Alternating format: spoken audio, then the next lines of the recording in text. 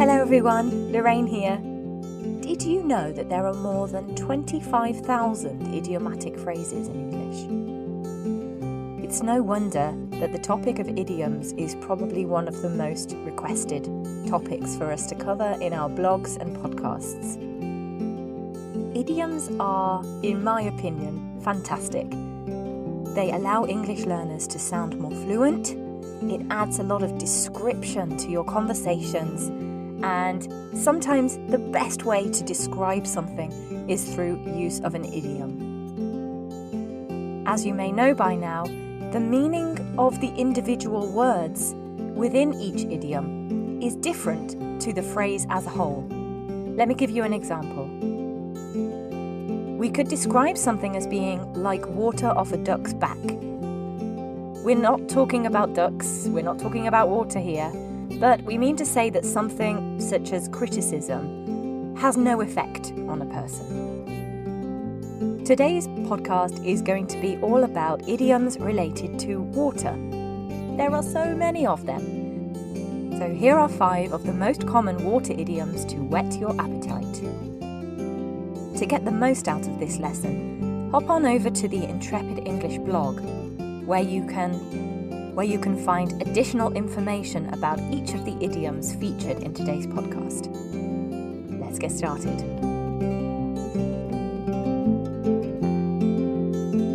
Water idiom number 1. In deep water or in hot water.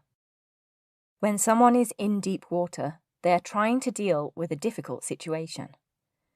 To be in hot water is similar, but there's more emphasis on any negative consequences if that difficult situation isn't resolved. For example, Sarah was in deep water when she took on the new project. We will be in hot water if we don't meet the deadline. Water idiom number 2. Take to something like a duck to water. As you can probably guess, this means to learn something very quickly or naturally without much effort. In this case, the idiom is quite similar to the literal meaning.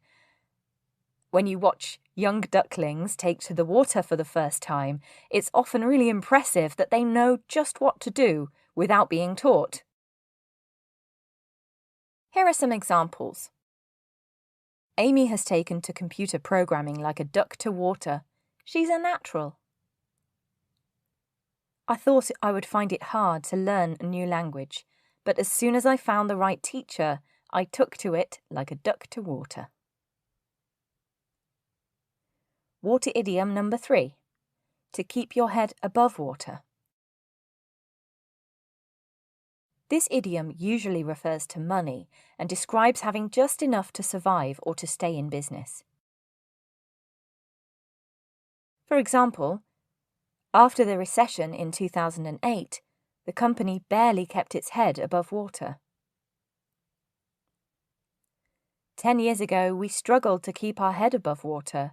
Nowadays, our company is going from strength to strength.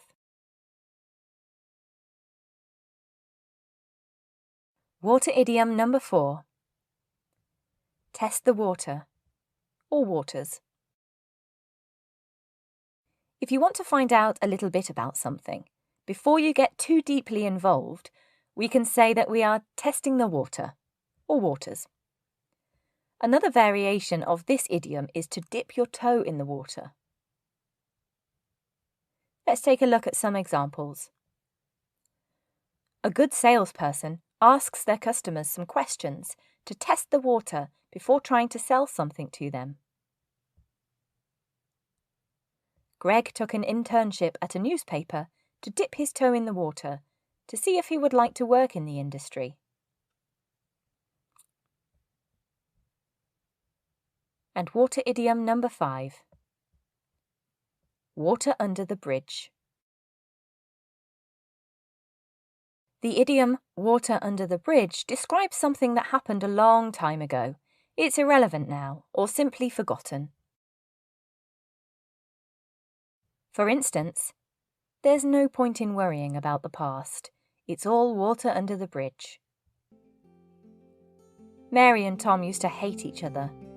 But that's all water under the bridge now.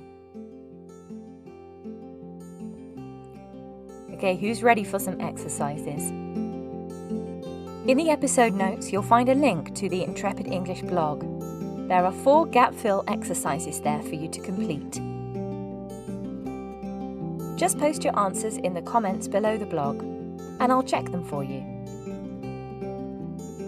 As always, if you have any questions, you can always click on the chat box at the bottom right-hand corner of any screen on our website. If you enjoyed this episode, please take a second to rate and review us on Apple Podcasts. If you're listening on YouTube, like and subscribe. Right now in the Intrepid English community, you can practice all of these idioms and much, much more with other English learners and Intrepid English teachers. Come and enjoy the fun. Thanks so much for listening, and I'll speak to you again soon.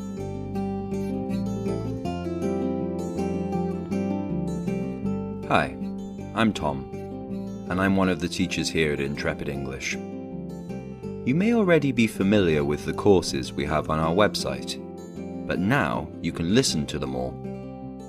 Our new and exciting audio courses allow you to learn whilst you're on the move. Read by myself and my fellow Intrepid English colleagues, you will hear a wide range of accents whilst being given tips, encouragement and knowledge. Come in soon, wherever you get your podcasts.